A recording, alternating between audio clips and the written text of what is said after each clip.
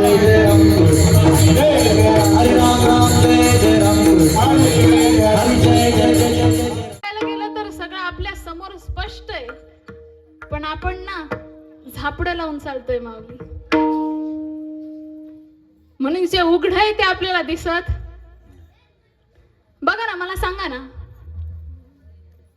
देवत्व सगळीकडे आहे ना, ओतप्रोत भरलेलं आहे. आपल्याला माहिती आहे आपल्या आतच तो भगवंत आहे, पण त्याची आणि आपली ओळख. जशी नाळ तुटली तसा आपण देवाला, आणि विसरला तसा घसरला. विठाला विठाला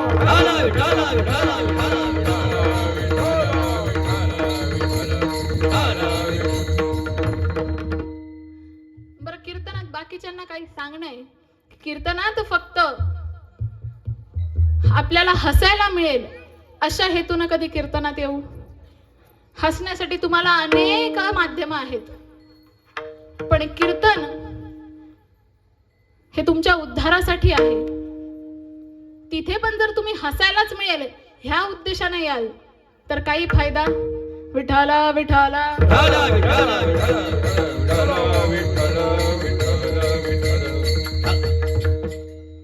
कसं स्पष्ट बोलणारी लोक ही समाजाला आवडत, परंतु आपला स्पष्टपणा माणसानं सोडू. विठाला विठाला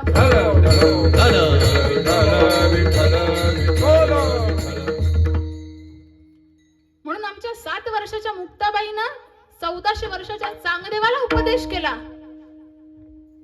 आणि चांगदेवाच्या गुरुआई झाल्या.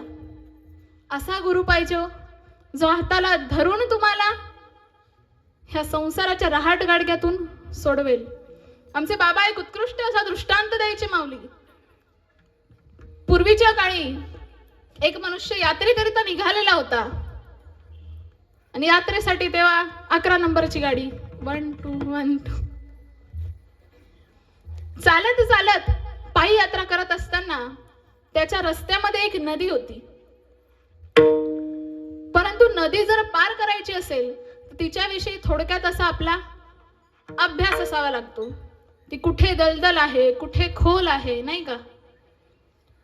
म्हणून त्यानं तळ्याच्या काठी बसलेल्या एका माणसाला विचारलं की बाबा हो, ही नदी नेमकं पार कशी करायची. तेव्हा त्या गृहस्थाने सांगितलं, बाबा असं कर, 5 पावलं सरळ जा, 5 पावलं डावीकडे वळ, 5 पावलं उजवीकडे वळ, पुन्हा 10 पावलं सरळ जा. असं झालं की तुझी नदी पार. निघताना या मनुष्याचं लक्ष गेलं की जे गृहस्थ हे सगळं काही सांगत होते त्यांना पाय. मग त्याने सांगितलं, म्हणे बाबा तुम्हाला हे जे पाय नाही हे कधीपासून हो. त्याने सांगितलं जन्मतःच मी पांगळा आहे रे बाबा.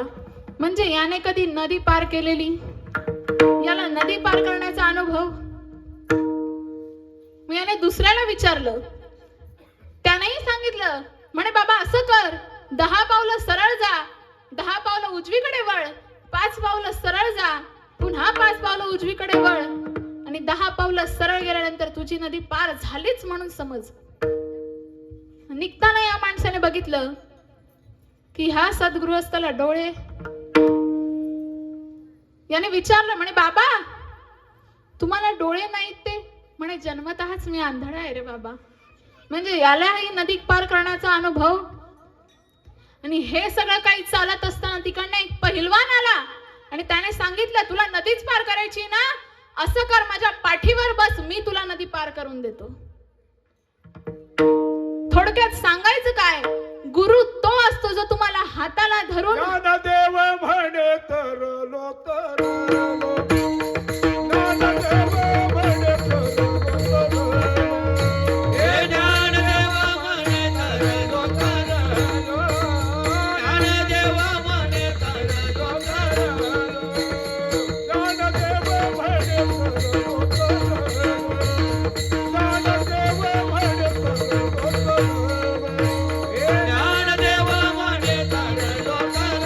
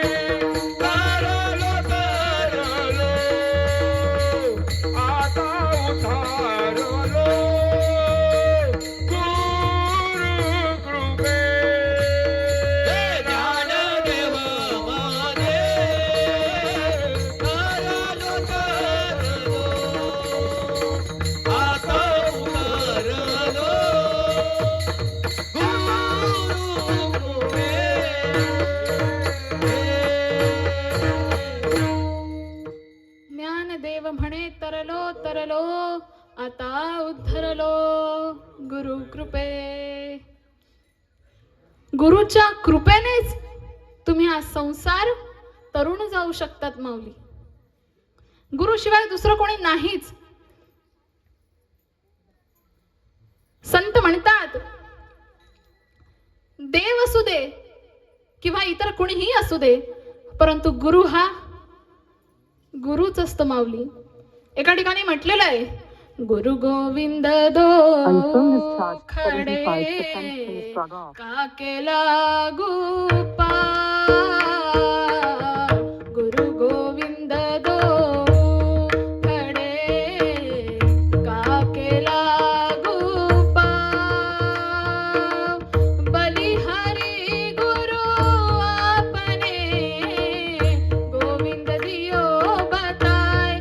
कबीरा गोविंद दियो बताय.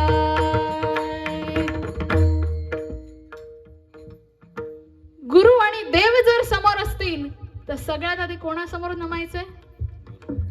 कारण देवाची ओळख कोणी करून दिली? गुरुनेच. म्हणून इतर कोणीही तुमच्या शंकेचं निरसन करू शकत नाही. तुम्ही मनातली जी जी शंका घ्याल गुरूंना सांगा. गुरु तुमच्या शंकेचं निरसन केल्याशिवाय राहणार. परंतु इतर कुणीही नाही. मग तो इंद्र असू दे, चंद्र असू दे का देव असू दे. अभंगाच्या दुसऱ्या चरणात इंद्र चंद्र देव ब्रह्मादेव करुणा. इंद्र चंद्र देव ब्रह्मादेव करुणा. इंद्र चंद्र देव ब्रह्मादि करुणा.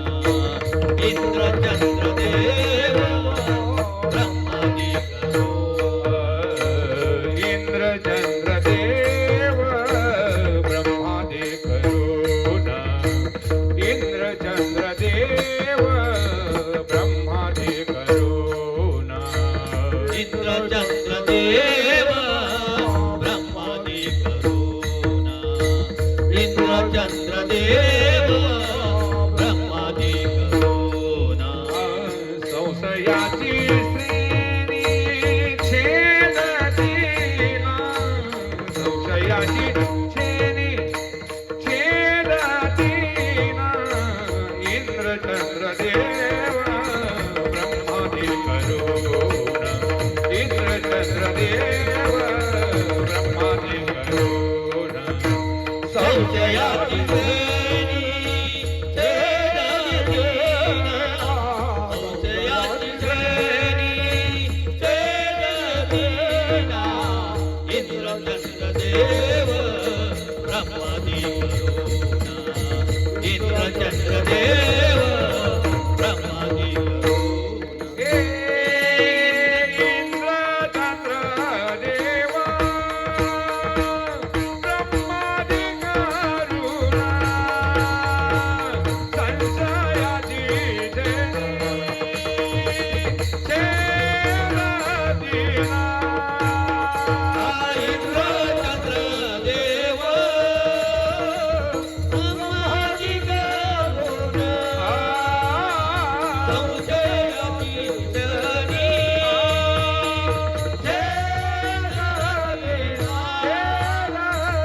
छेदतीला.